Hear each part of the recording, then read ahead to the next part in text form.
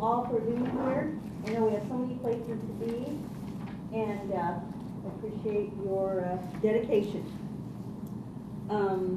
Need to be introduced. Do we have any additions or changes to our agenda? None. Carrying on, I'm sure y'all have read the lengthy minutes from our last meeting. We have a motion to accept them. So moved. Thank you, Jim. Second. And just pick one. Second. Okay. All in favor, say aye. Aye. So the minutes are accepted as presented. Hi. You can come in, Rachel. I'm so sorry. You're all right, come on in. This is Rachel, Hi, Rachel. who during our pandemic has really stepped up to help us with our social media. Done a fantastic job. Oh, okay. Now they're gonna, she did such a great job, they keep giving her additional activities to do, additional jobs. That's your reward.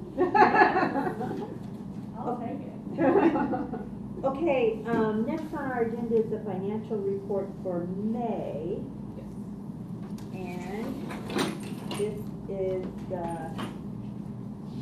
we're almost to the end of our year. Yes, we are. We are very close to the end of our fiscal year. Okay, so, do we have the motion to accept the financial report? So moved. Second. Okay, any discussion? And Lisa, is there anything we need to know? No, I think we are doing, I mean, we brought in more money than we anticipated, which is good. Yep.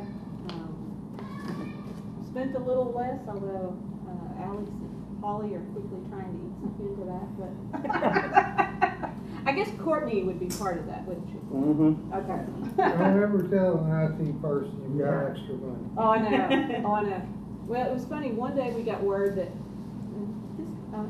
if this happened before the last board meeting, stop me, but we got word that KDLA was going to pay for our KYVL membership, which was $13,000.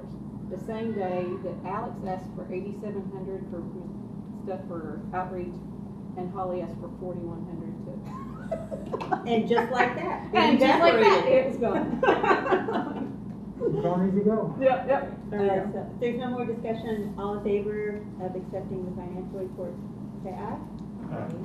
So the financial report is accepted. Well, I went to, talk to Alex about something, but I can do it in reports, so. The Okay. library director.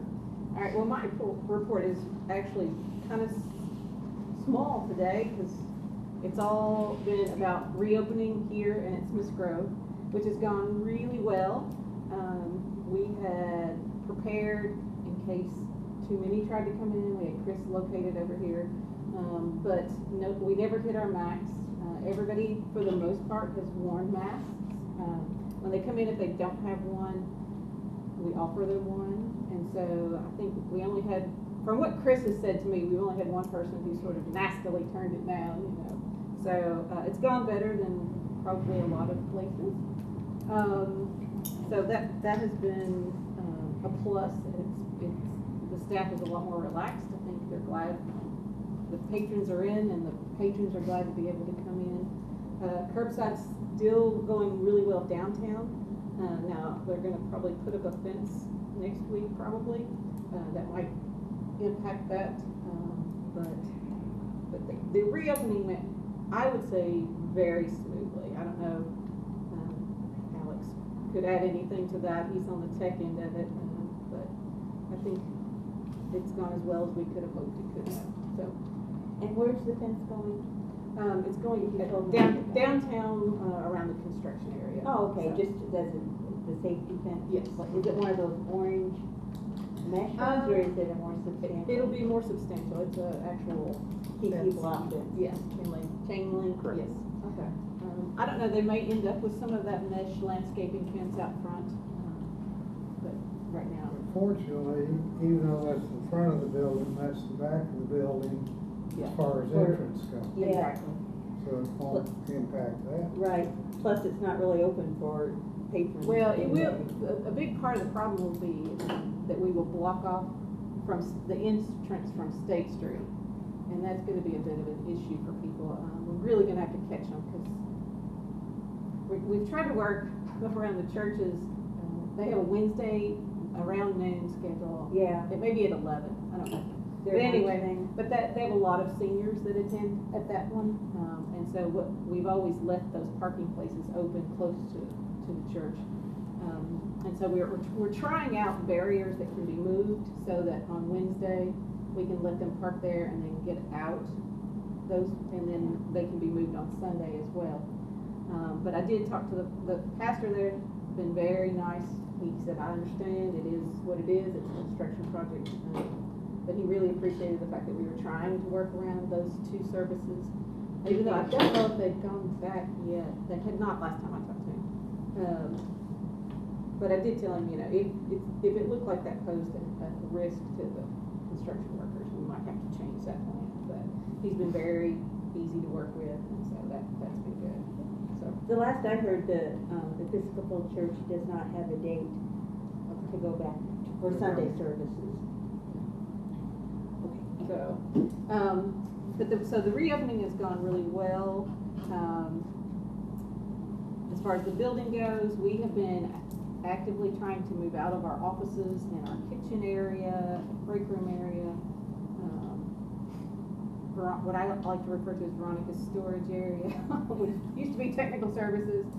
And so Scott and I have moved into the Idea Lab, and a lot of other stuff has moved into the Idea Lab.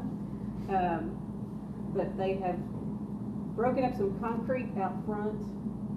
Well, I guess Friday they were out there with a jackhammer working on it, and the upside was that the young man using it came in and wanted to know if he'd never had a library card. He thought it was a cool place and wanted to know if he could get a library card. cool. So we ended up getting a library card from him. So, but that's moving along. They will probably on Wednesday probably start a little more in earnest on trying to. They're going to do some of the work out front first on the State Street side, so that we can get that entrance open. So they're doing that right now. We are messing with Alex's stuff, so if he looks a little anxious at the moment. I'll get into that in my report. But that seems to be going well. We are exploring the idea of putting a drive-up window in where the book drop is. We know where the expert resides. On drive-up On windows. drive-up windows. In Kenton County. Yeah. So,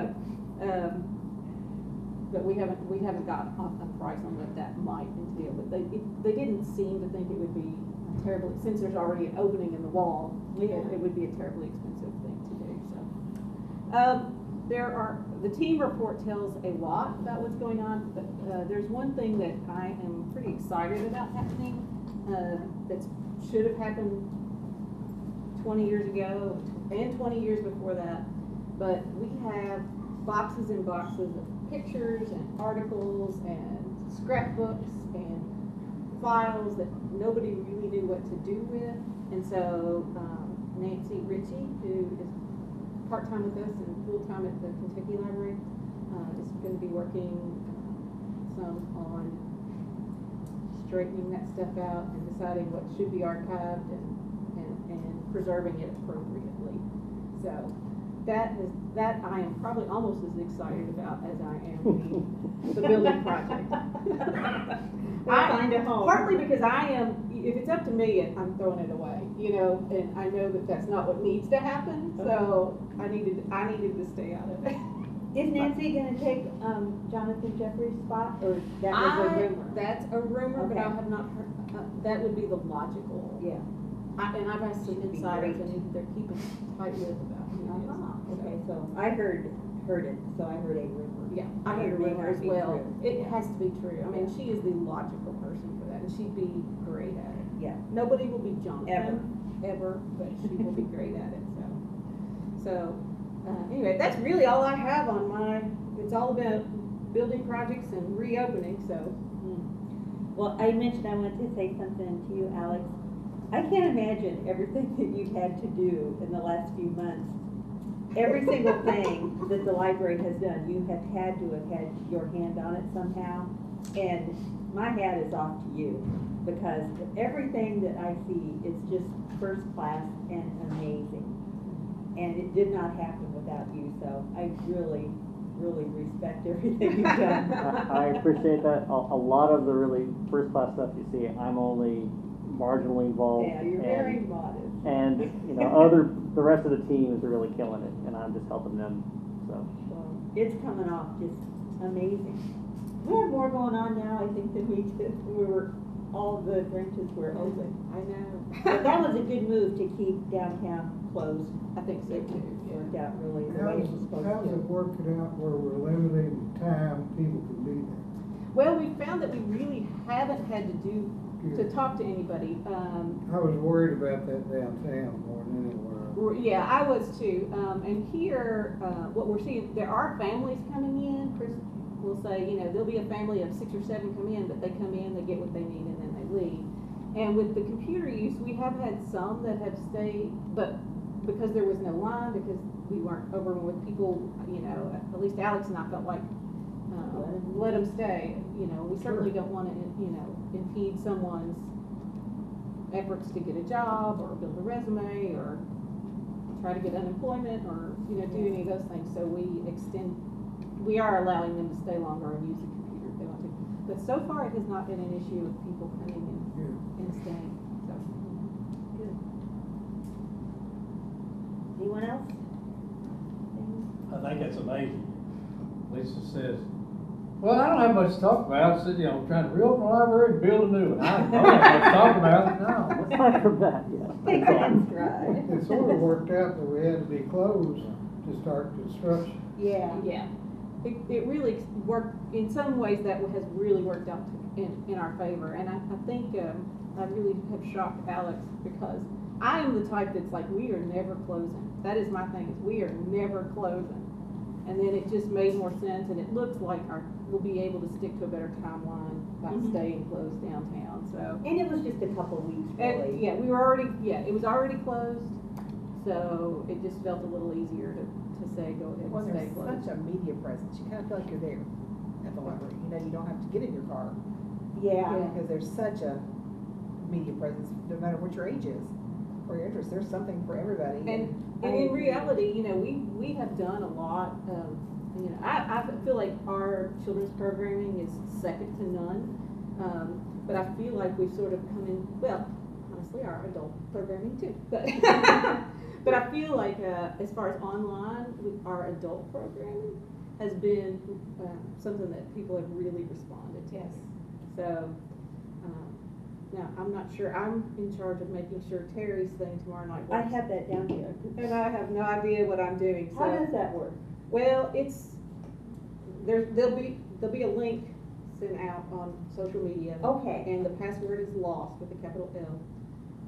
But it's a webinar, and so I don't know, I've not had to sort of coordinate one of those. Uh-huh. I've done like Attended. Silas's book talk, Mhm. where I was the host and had to work with him on how we did that. But the webinar is different, and we're also trying to stream it live to Facebook. And I've not done that either, so it's gonna be interesting.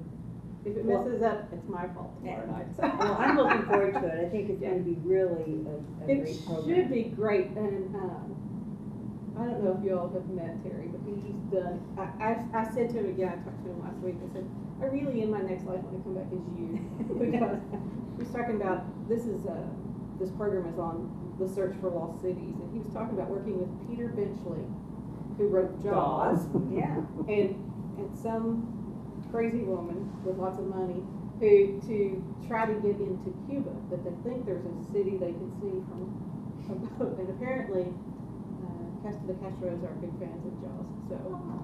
But There's the link. I know, so I'm like, man, I really wanna be you. My next life, I really wanna be you, so, it'll be interesting. Yeah. And he said he'd give us an update on the Amber Room, Oh, cool. so. All right. Any new business? We kind of segued into that. It's only been 14 minutes. I'm sorry. Any other business? Do we have any Alex updates? I was gonna, just note, one of the things that happened as a result of us closing down. The original plan was for us to build out our new spaces and then move to them, which very much impacted our IT footing, because obviously they're now talking about doing the demo first before they build the new spaces, which since all of the library system sort of runs through the server room at Maine, and that's going to be demolished, that presented a pretty big logistical problem for us to how to handle that in the interim. But we've come up with a plan, a little seat of our pants when we first started talking about it, but Well, I can loan you some extension cords. well, we're one notch up from that, but that's about it. We've co-opted a closet in the conferencing room, and we've provided it with AC already. We've gotten a small AC unit for it. They were putting in power this morning and afternoon so that we can have basically a little bitty server room in that closet so that we can continue to operate without really impacting the other branches. But getting that all logistically has been a challenge, because you have to coordinate between Time Warner Cable, VGMU, all the subs, and myself to make that happen without without knocking anybody offline. So what we're planning on doing is assuming all the subcontractors do what they said they're going to do this week, we're going to do the cut over and move all of our critical infrastructure into that closet on Sunday while the system's down, and get everything ready to go so that Monday all the branches won't even know anything has happened. Maine will operate differently. We won't have a phone system anymore, and all of where all the network went to will no longer be networked that way. So I've spent like a week running network cables into a spot in the middle of the library to operate as sort of a temporary hub. So life will be different at Maine, especially from a phone perspective. It's already very different, but it's going to get It's kind of different nice, still. the salesman keeps calling me every day, and I keep tell him to email me, I don't have a phone. You can control your incoming data. So it's going to be weird for a little bit. Some things will be better, but our phone system isn't always the optimal situation for us over there. But we will have phones. They'll just be back to the 20th century where they just dial and the phone rings and there's no phone system to help manage the call traffic. But we'll get by. Thanks for making it happen. You always do. Glad to. I will mention some of the things that are going on. I mean, Yeah, please do. there are. I want to hear about summer reading. Summer reading is going great. Beth, in all her magic, got a donation for 200 backpacks. Oh, yeah. And so they were gone in. Like that? We had 100 here and 100 at Maine, and they were gone in 15 to 20 minutes, I'd say. She almost missed getting her pictures. I mean, I got here like at 2:05. Yeah. And I thought, Courtney says, we're almost out. I was like, you're almost out. And Grace was downtown taking pictures, and she got there earlier and got, we both got some good pictures.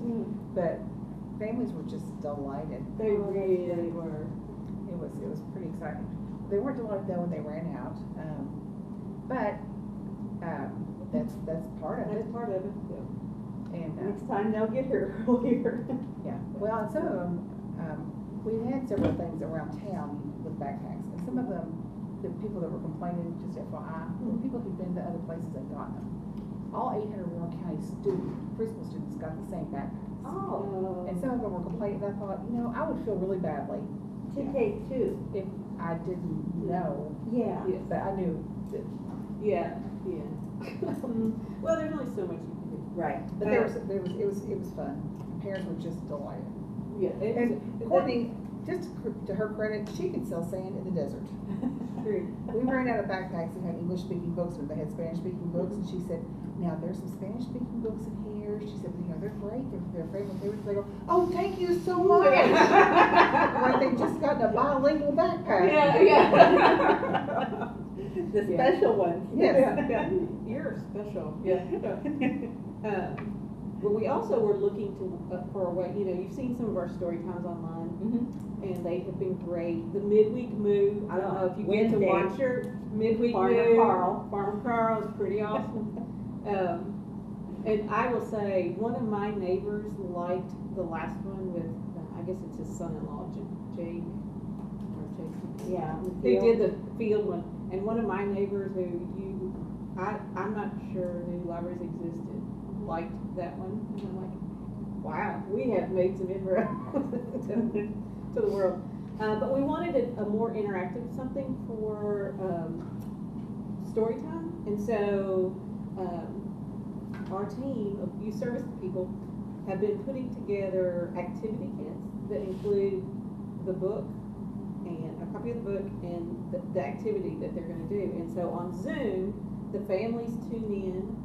They have to call and they have to come by and pick up the kit, and then the families Zoom in and they get to do it together. They read it together. They do the activity together, and then there's always another activity that they get to go do with their people. Yes. And that has been tremendous. And you know, when we have an event, you know, like a big name author, like Scott Hamilton's coming back in December. I'm not sure where we're gonna put him, but he's coming back. My house, my house. Your house. I talked to Rob, and like Skypack maybe, but anyway, you know, if we give out 600 tickets, 300 show up, you know. But with this, they had, like this week's, they gave out 20 kits and 19 showed up. in, yeah. That's great. That's been It a probably really nice hits- way to interact as well. I mean, we still have the online, strictly online, but it's been a great way Yeah. for them to. It hits interact. almost as many people as when they're walking in the doors. Yes. It's really interesting when we give them out too. We have a text group and we'll be communicating back and forth. Okay, there's Yeah. 3 left at Kirby. How many do you have left at Maine? We're all out of Maine. And we'll be sending people. Yeah. But it's really interesting, and they go quick. Yeah, they do. The porch pop-ups have been pretty great too. I don't know if you've seen those where we've talked to Yes. some older, Have you guys seen any of these? It's kind of like like an antiques roadshow. Yeah, Antiques Roadshow, but like somebody will tell the story of these that belonged to their great grandmother and they came on a wagon train. Or Yeah. just some cute story. Oh, no. It's really fun. It's been really fun. And then we're also doing a Project Lit in July, which we have done in the past. We try to do 2 to 4 a year, but we're doing Brown Girl Dreaming, which is a Jacqueline Woodson book, and we've partnered with Shake Rag Barbershop to post and help distribute books. And Cree Dow, I don't know if anybody knows Cree. She's Lucretia Dow. Yes, yes. She's helping us put together a book discussion that we're going to do online, and hopefully we are going to be able to be like at the Sophie Marketplace and do something as well. But there are a ton of wonderful things going on.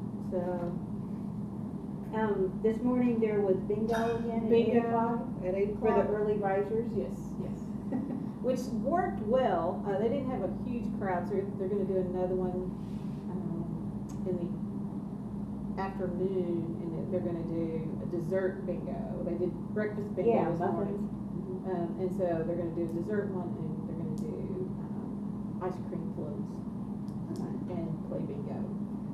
And we were talking about maybe taking the bingo. The senior centers are going to open again in July.